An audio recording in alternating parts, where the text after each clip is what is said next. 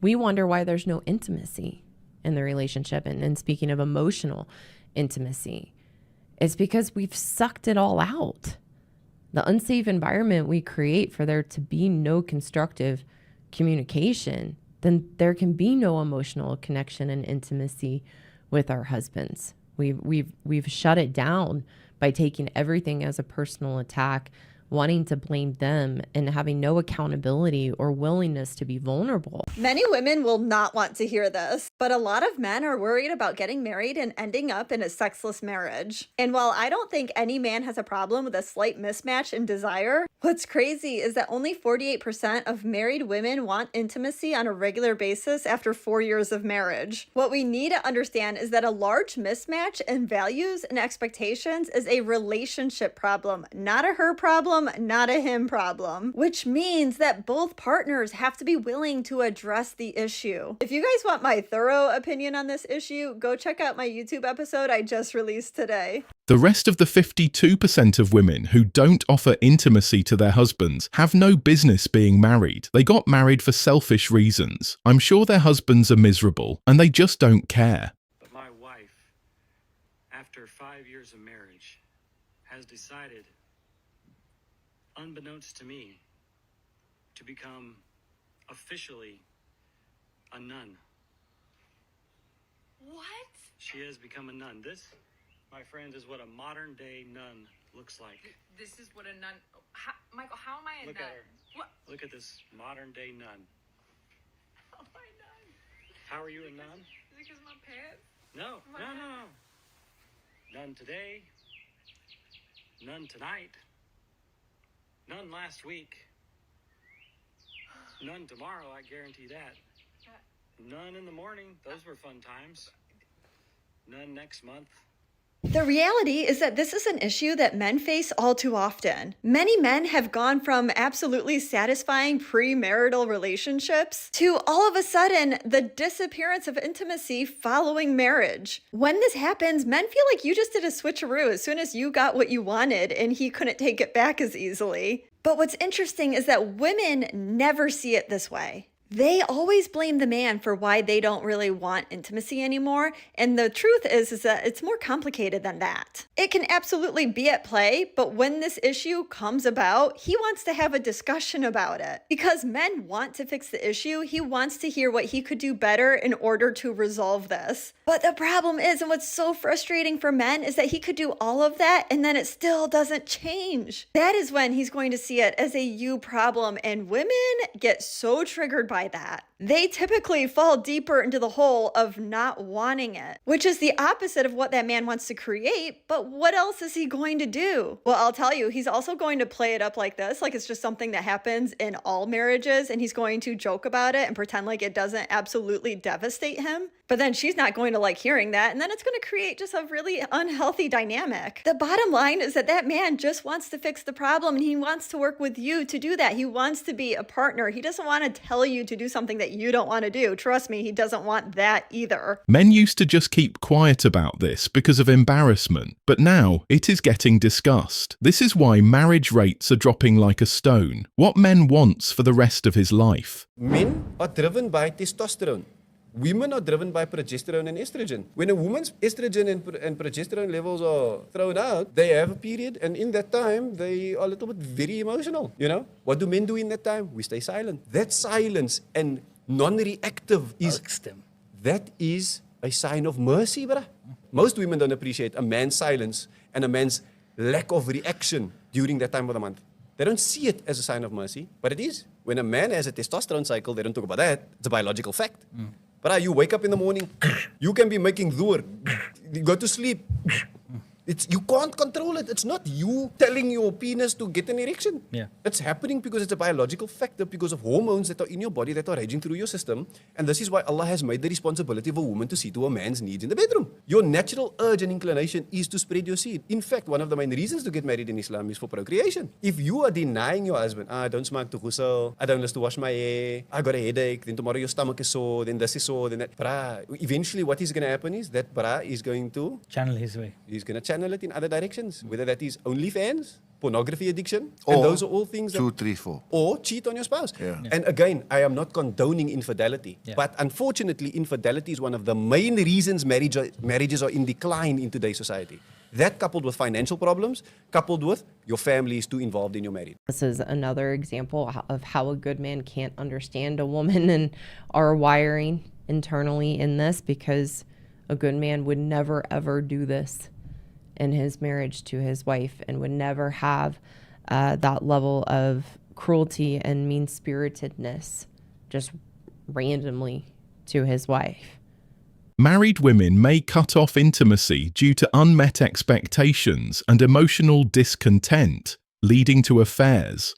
This behavior stems from unrealistic demands on husbands, resulting in manipulation and blame.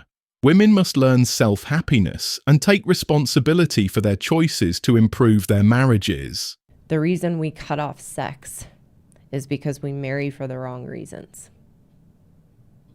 We cut off sex because we got married to be taken care of, and the unrealistic expectation that our husbands are supposed to make us happy. When men can't live up to our ridiculous expectations, standards, and the ever-moving goalposts of our demands, we cut off sex as a punishment and withholding from you because of the hurt we feel you are doing to us and our emotional delusion that we're so unhappy and thinking you're the cause of our unhappiness when you're not. Marital intimacy is often deeply intertwined with trust, connection, and respect. Yet some women may cut off intimacy and engage in affairs, raising complex emotional issues. This behavior can stem from unrealistic expectations placed on husbands and the emotional turmoil experienced by wives, leading to misguided actions. It's a shocking disbelief for a good man to grasp how selfish, cruel, and mean-spirited we can be as women. So all we focus on in the marriage is what we think you're doing wrong, that we believe is making us unhappy. So the trust, respect, and connection is gone. We killed it. We brutally murdered it with our woman ways and how we show up in our manipulative, emasculating, and gaslighting behaviors to make you feel that you are the problem. And then the hurt and the blame we have towards you for our miserableness. We can't see our own role and our own choices and our own behaviors that are making us unhappy. From that place, some married women will then have an affair because they feel you've let them down. They feel entitled and are extremely selfish to go find someone to fill that emptiness and make us happy, which they won't be able to do it either. Women often fail to recognize their own negative behaviors in marriage, leading to a breakdown of trust and connection. This obliviousness can result in feelings of entitlement and infidelity. But some women will find a married man to have an affair with because he's miserable, often because of what his wife has done to him and her emasculation. And the woman that's after him is in her facade. So he thinks she's wonderful. And how could her husband treat her so poorly? She's so wonderful. And then they have an affair. And so many men, and even outside this context of what we're talking about in an affair, have fallen for their wives' stories of how awful her ex-boyfriends were, how awful her ex-husband was, and don't even question it. It's a story. It's a story. So the emotional connection that a married woman and a married man make from their own being miserable in their marriages is that emotional connection is a fantasy world.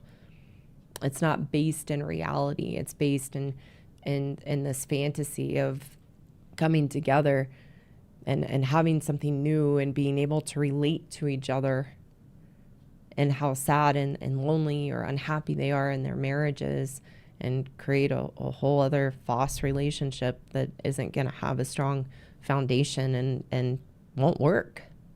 Emotional connections formed between married individuals often stem from their dissatisfaction in their marriages, creating a fantasy rather than a healthy reality. This leads to unfulfilling relationships that lack a solid foundation. We haven't thought about the long haul of marriage. We've just thought about the wedding day or what we want out of marriage, but don't think of what we have to do to actually make the marriage work and make it good, or what we need to do for ourselves to be happy in ourselves.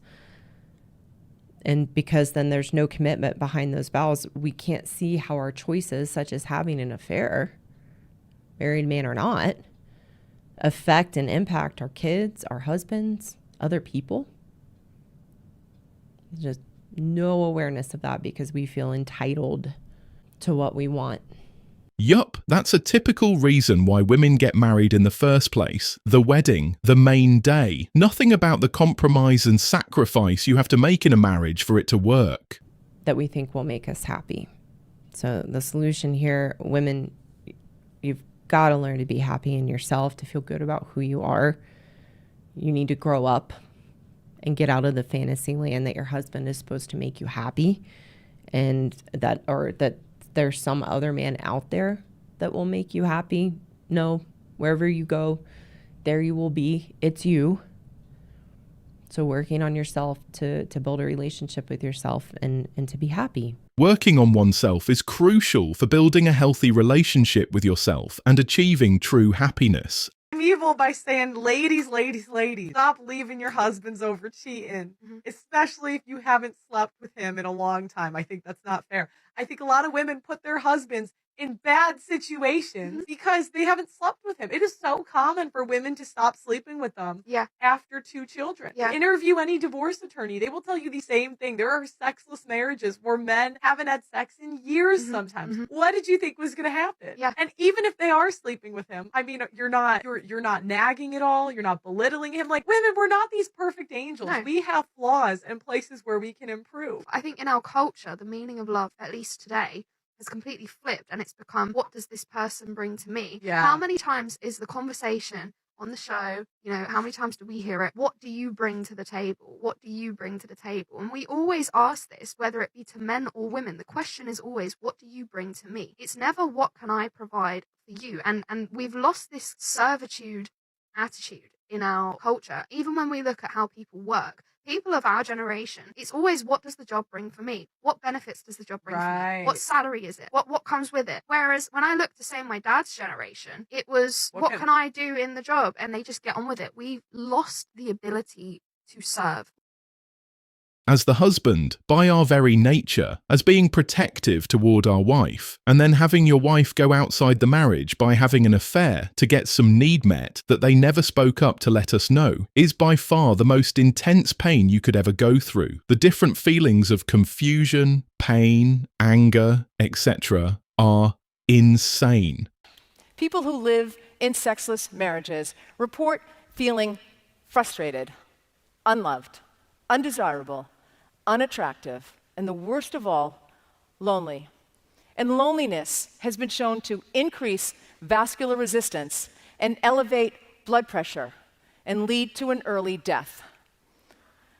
You are more likely to die from loneliness than you are from obesity or excessive alcohol consumption. A marriage without intimacy for men literally means worsening health and an early death. For women, it's just another game. For men, it's life and death. And that's what men face with modern women. That's why more and more men are walking away from dating. Why is a sexless marriage so damaging? In a healthy marriage, you have sex. And unless there are extenuating circumstances, a reason why that can't be, if both people are physically able to have sex, they should be.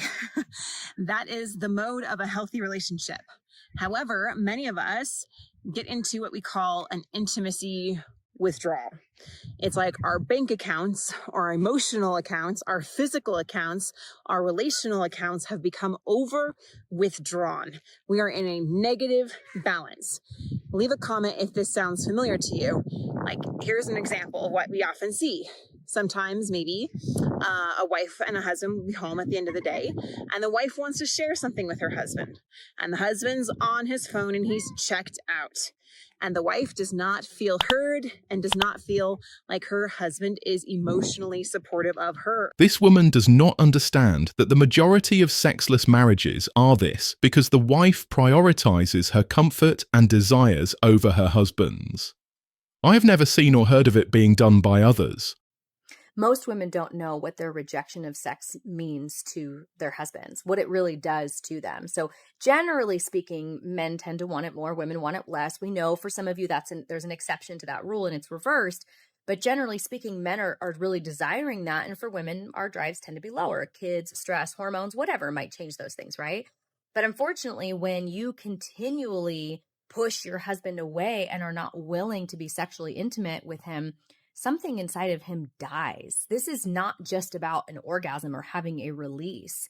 For him, there's a couple major factors at play. The first one is connecting with your soul. He doesn't just want your body.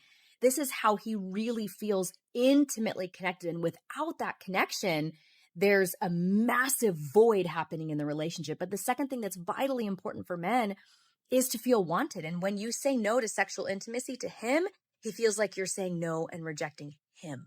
Think your partner is mad at you for not having enough sex with them? You've got it all wrong. It makes sense why you would feel that way, because they're yelling at you, they're criticizing you, and they're complaining all of the time about your lack of sex and intimacy. But what's underneath the anger is sadness, hurt, and loneliness. And the reason why they bring it up all the time is because they're hopeless. They're hopeless because they think that they're never going to get something in their life and in their heart that they really want. And what they really want isn't just sex. It's closeness and connection and feeling secure in their attachment with you. It's excitement, sensuality, and playfulness. It's that feeling you get when you go on a roller coaster or have a really fun night out with your friends, when you get a really warm hug from someone you love. Those are all feelings created during intimacy, feelings that they yearn for, feelings that they want. It's not that they're angry about sex, it's that they're desperate for connection. I've had enough of hearing about what women need while men are dismissed. Women dictate intimacy, so look at yourself. If your man is checked out, the first thing the woman should do is look at herself. Odds are she treats him like an ATM or the hired help, then wonders why he doesn't fulfill her emotional needs. The inability for women to be accountable, responsible, or acknowledge the issues they cause is disastrous to marriages, and yet they persist in their delusions. Thanks for watching The Circle of Kings. As always, we're looking forward to your support, so please hit the like button, share this video with your friends, and subscribe to the channel to stay updated with everything all kings like yourself need to know.